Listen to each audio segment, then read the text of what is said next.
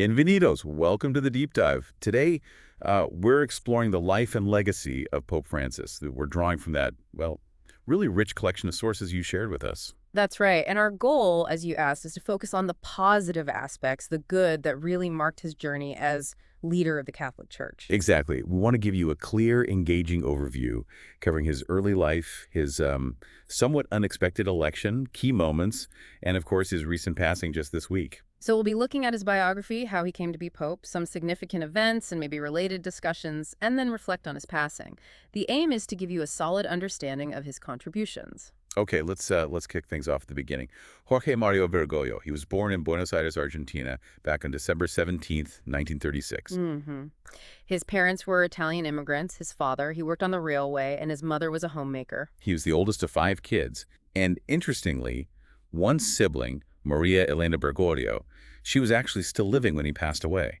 And what I find fascinating is his path before the seminary. He wasn't always set on the priesthood initially. He worked as a chemical technician. Right. And then later, he actually taught literature and psychology in a Jesuit school. That kind of varied background, well, must have given him a pretty broad perspective, wouldn't you say? Absolutely, I think so. He was ordained as a Jesuit priest in 1969, and then he moved into some significant leadership roles within the Jesuits in Argentina. Yeah, like Provincial Superior, basically the head Jesuit for the whole region, and also rector of the Collegio Maximo, a major theological college. And this is where, things get particularly intense. We're talking about the military dictatorship starting in Argentina in 76. As the Jesuit provincial, he got involved in that really difficult situation with the kidnapped priests, Orlando de Orio and Francisco Jalix. It really does show a certain courage. He actually met with the dictators themselves, Fidela and Macera, trying to get the priests released. That took guts. No question. And beyond that, he set up this secret network to help people escape the regime, helping them get to Brazil. People like Alicia Oliveira, seminarians linked to Bishop Angelelli. Yeah. You have to think that facing that kind of danger, advocating for people then, it must have forged a deep commitment in him, to speaking up. It seems like it. And it's also significant that later on, he testified twice in trials about the human rights abuses from that era, the ESMA mega case included. So you see this thread, right? A deep concern for justice, for human dignity, running through his life long before he was pope. Definitely. Okay, moving forward in his church career, 1992, he's appointed titular bishop of Oca. That's one of those historic dioceses, and auxiliary bishop of Buenos Aires. So basically helping run the archdiocese. Exactly. Then he became coadjutor archbishop in 97, which means he's the designated successor. Right, the next in line. And sure enough, he takes over as Archbishop of Buenos Aires in 1998 when Cardinal Corrachino passes. That also made him primate of Argentina, the top bishop and head of the Catholic University there. And another responsibility came that year too, didn't it? For Eastern Rite Catholics. Yes, good point. He became the ordinary for Eastern Rite Catholics in Argentina who didn't have their own bishop overseeing them. So a lot on his plate. During this time as Archbishop, and later Cardinal Pope John Paul II made him a cardinal in 2001, what really stood out? I think it was this combination people noted. His real personal humility, quite traditional in doctrine, but also this incredibly strong drive for social justice. That's the bishop of the poor image emerging, right? Absolutely. He was known for actually going into the marginalized neighborhoods, being present. He got involved in fighting human trafficking, supporting victims of tragedies like the Cromagnon fire, the once train crash. Really hands-on stuff. That focus on humility, on serving the poor directly, it really did become his hallmark. And as you hinted, it sort of foreshadowed his papacy. And it's worth remembering, he wasn't entirely out of the blue for the papacy. In the 2005 conclave, after John Paul II died, Bergoglio was apparently a serious contender. Reports said he got the second most votes. So clearly respected within the College of Cardinals even then. Which leads us to, well, a really pivotal moment in recent church history. Pope Benedict VI's resignation. A huge surprise for many. A massive moment. And then on March 13th, 2013, Jorge Mario Bergoglio is elected pope. He chooses the name Francis. And that choice alone, Francis, after St. Francis of Assisi, it sent a powerful message right away. It really did. About simplicity, poverty, peace, care for creation.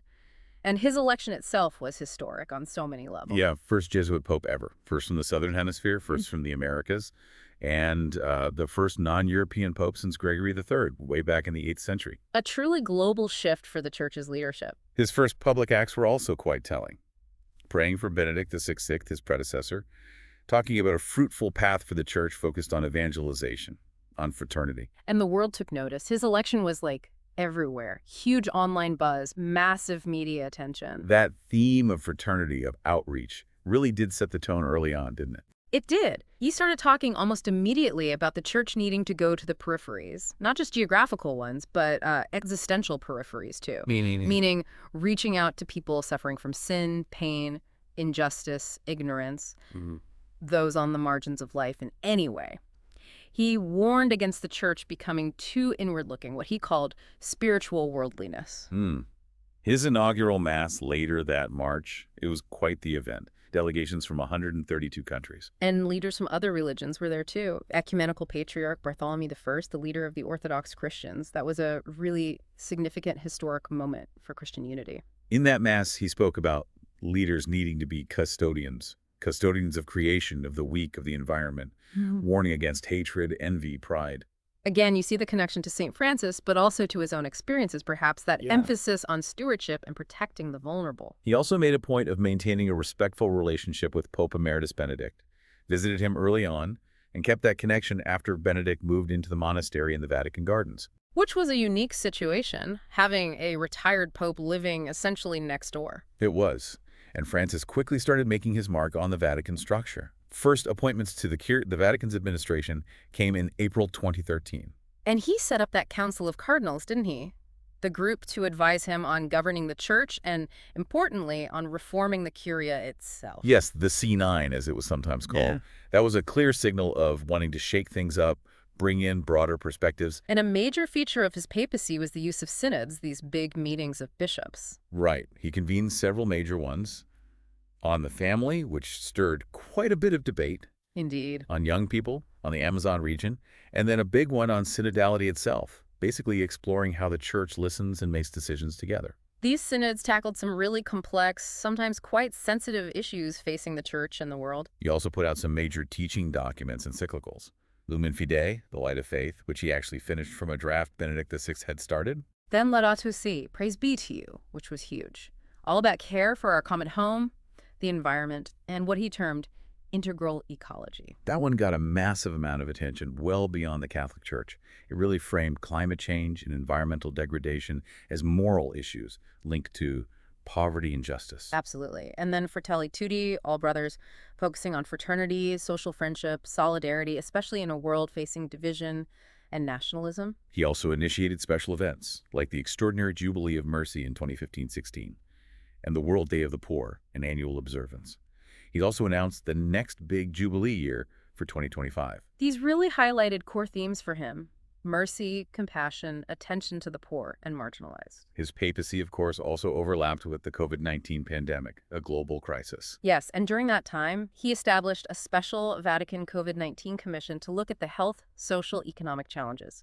And remember that incredibly powerful moment, the extraordinary Urbi et Orbi blessing he gave. Oh, yes. In the empty, rain-swept St. Peter's Square, that image was unforgettable. A moment of global prayer and reflection. Very striking. We also saw him make apologies for historical feelings by church members. Notably, the apology in Canada for the abuses in the residential school system run by Catholic entities. A difficult but necessary step towards reconciliation. And just on a practical level, his choice of residence was different.